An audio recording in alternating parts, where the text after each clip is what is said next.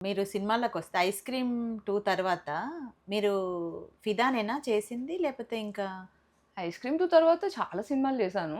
అందులో రిలీజ్ అవ్వలేదు చాలా వరకు.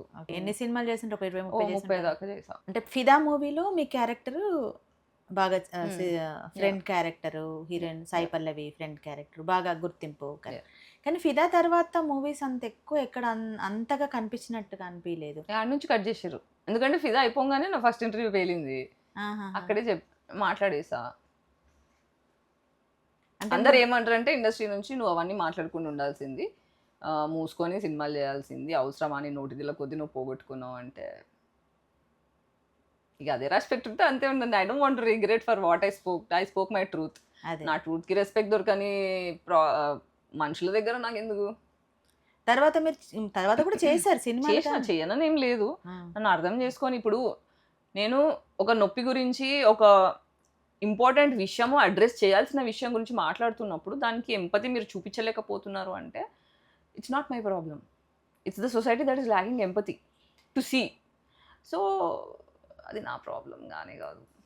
మేం మాట్లాడారు మీకంత ఆఫర్స్ కూడా మొత్తం పోవడానికి? అంటే ఇప్పుడు మధ్యలో ఒకసారి ఒక ఫ్రెండ్ వాళ్ళ డైరెక్టర్ ఫ్రెండ్, ఇంకో డైరెక్టర్ ఫ్రెండ్ ఆయన. ఆ! కూర్చొని బర్త్‌డే పార్టీలో హ్యాంగ్ ఔట్ అయితుంటే నా ఫ్రెండ్ వచ్చి గాయత్రికి నాకు ఆ! గాయత్రి అంటే చాలా ఇష్టం. తనతో చేయాలి ప్రాజెక్ట్. తను చేశారు కూడా 'శశి' అని చెప్పి. స్టోరీ డిస్కషన్ అని ఒక వెబ్ సిరీస్ చేసిండు. 'నిరుద్యోగ నటులు' అని అలా కొన్ని చేసాం కొలాబరేషన్‌లో. సో 'శశి' బర్త్‌డే పార్టీలో మన పెద్ద మనిషి కూడా వచ్చిండు డైరెక్టర్. వచ్చిన తర్వాత this guy is a successful director. So first ఆయన మాట ఏమన్నాడంటే, "నువ్వు అంతా బాగానే ఉంది గాయత్రి. కొంచెం నోటిదూల తగ్గితే బావుంటది" అన్నాడు. నోటిదూల అంటే ఏంటండి అంటే, "చూసినావా నీ నోటిదూల కొద్దీ ఇన్ని సినిమాలు పోగొట్టుకున్నావు. అట్లా నెగెటివ్‌గా మాట్లాడొద్దు కదా" అని అన్నాడు. "మీరెప్పుడన్నా నా ఇంటర్వ్యూలు చూసారా?" అని అడిగా. "చూడలేదు" అన్నారు.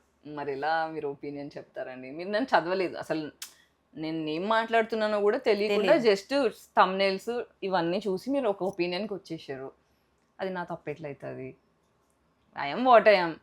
అంటే నీతో మాట్లాడడం కష్టం" అని వెళ్ళిపోయాను. హ్మ్. ఇలా ఉన్నప్పుడు నేనేం చేస్తా? So, okay. People have their own opinions. ఇప్పుడు మనసిప్పి అసలు ఇప్పుడు ఫర్ ఎగ్జాంపుల్ ఒక ఇంటర్వ్యూ చూసి కోన వెంకట్ సార్ ఫోన్ చేసిండ్రు. ఫోన్ చేసి ఆఫీస్‌కి పిలిచారు. వెళ్ళిన తర్వాత అసలు ఇంత ఫిలాసఫీ ఎలా మాట్లాడుతున్నావు? Very interesting. Tell me your stories. I want to listen అని పిలిచారు. మళ్ళీ తర్వాత కొంచెం ఫైనాన్షియల్‌గా కూడా 30,000 ఏమో ఇచ్చారు. హెల్ప్ చేశారు. అంటే అలా గూడా ఉన్నారు. ఇలా గూడా ఉన్నారు. మనకి వినడం రావాలి ఫస్ట్ ఆఫ్ ఆల్. పెద్ద, చిన్న పక్కన పెడితే వినడం వచ్చా? ఎంతమందికి వినడం వచ్చు? అది నాకు అర్థమవుతుంది. మన సొసైటీలో ఉండే పెద్ద మనుషులకి వినే కెపాసిటీ ఎంతుందనే క్లారిటీ నాకొస్తది. ఇదంతా నా ఓకే. హోంవర్క్ ఇది. Okay.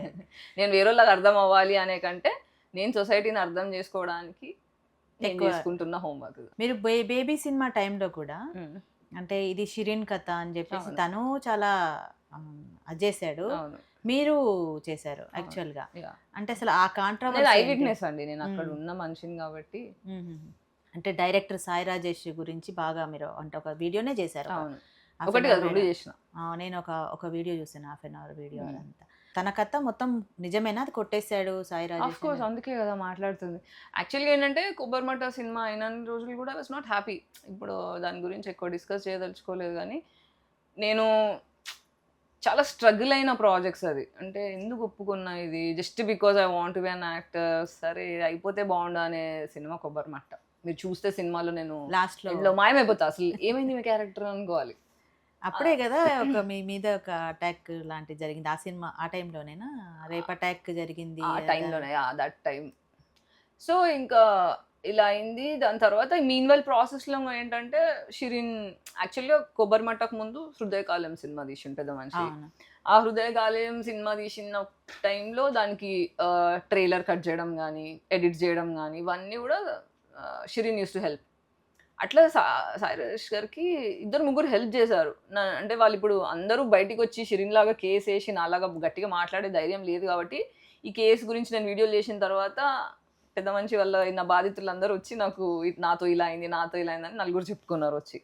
So, part of the process ఏంటంటే షిరీన్ చాలా హెల్ప్ జేషిండు. సో, సాయి రాజేష్ ఏమన్నాడంటే, "భయ్యా నువ్వు నాకు హెల్ప్ జేసినావు గదా! నేను గూడా ఏం చేస్తా అంటే ప్రొడ్యూస్ చేస్తా నాకు. గీతార్ట్స్ వాళ్ళు కొంచెం they are encouraging me. So నేను అమృత ప్రొడక్షన్స్ అన్న ప్రొడక్షన్ హౌస్ స్టార్ట్ చేసుకున్నా. దాంట్లో నేను ప్రొడ్యూసర్గా చేద్దాం అనుకుంటున్నా, నీ దగ్గర స్టోరీ ఉంటే తీసుకురా చేద్దాము అంటే, ఓ దట్స్ సో నైస్ అని చెప్పి పాపం షిరిన్ నరేషన్ ఇస్తే ఇది ఇంట్రెస్టింగ్ ఉంది చేద్దామని చెప్పి గీతార్ట్స్లో నరేషన్ ఇప్పించిండు. మళ్ళీ తర్వాత అదొక డూప్లెక్స్ ఆఫీస్ ఉండే గోబర్మట్, అది కింద ఫ్లోర్లో ఒక రూమ్ ఇచ్చాడు. నువ్వు ఇది వాడుకో Shirin, once I finish Kobbarimatta will SIT on this అంటే సరే అని షిరిన్ చాలా మంత్స్ అక్కడ హోంవర్క్ చేయడం బోర్డు మీద అన్ని, ఇప్పుడంతా బోర్డు మీద రాసేస్తుంటారు పేపర్స్ అన్ని అతికేసుకొని, ఆ నోట్స్ అంతా అక్కడే ఉండేది. అక్కడే వచ్చేది వాళ్ళంతా రైటర్స్ అంతా అక్కడే చేసుకునే వాళ్ళు. అంతా రెడీ అయిపోయింది స్టోరీ అంతా, ఎప్పుడు చేద్దాం అంటే నెగ్లెక్ట్ చేయడం స్టార్ట్ చేసిండు. ఇక దాని తర్వాత రిప్లై లేదు, సాయిరాజేష్ నుంచి పట్టించుకోవడం మానేసిన తర్వాత మరి ఏంది బ్రో సినిమా చేద్దామన్నో ఏంది అంటే కొంచెం బిజీ ఉన్నా అంటే మరి నాది నేను చేసుకోను అంటే చేసుకో ఆల్ ది బెస్ట్ అని చెప్పి లైట్ తీసుకోండు. కట్ చేస్తే బేబీ సినిమా, ఇక్కడ షిరిన్ పని షిరిన్ చేసుకున్నాడు, ఇక్కడ బేబీ సినిమా ట్రైలర్ చూసి నేను ఫ్లిప్. అప్పటికల్లా షిరిన్ది నేను ఒక బేబీ సినిమా ట్రైలర్ రిలీజ్కి ముందు నేను షిరిన్ ఒక ఇంటర్వ్యూ చేశాను కూర్చొని, వై షిరిన్ సినిమా అనేది ఎందుకు బిగ్ బడ్జెట్, కలెక్షన్స్ ఎట్లా వస్తాయి, దీని స్టోరీ అనే ఒక గంట ఇంటర్వ్యూ చేసిన. ఆ ఇంటర్వ్యూ రిలీజ్ అయిన 1 వీక్లో బేబీ ట్రైలర్ వచ్చింది. Okay. So Shirin also made.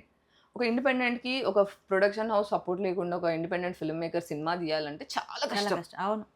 అలాంటిది కరోనా టైం, ఎంత కష్టపడాలంటే అంత ఈజీ కాదు. పర్మిషన్లు, యాక్టర్స్, డబ్బులు, మళ్ళీ టాలెంటెడ్ ఆర్టిస్టులు కావాలి, సింగర్లు కావాలి, అన్ని 24 క్రాఫ్ట్ల డిపార్ట్మెంట్లని మనం జమ చేసి ఒక సినిమా తీయాలంటే గగనం అది.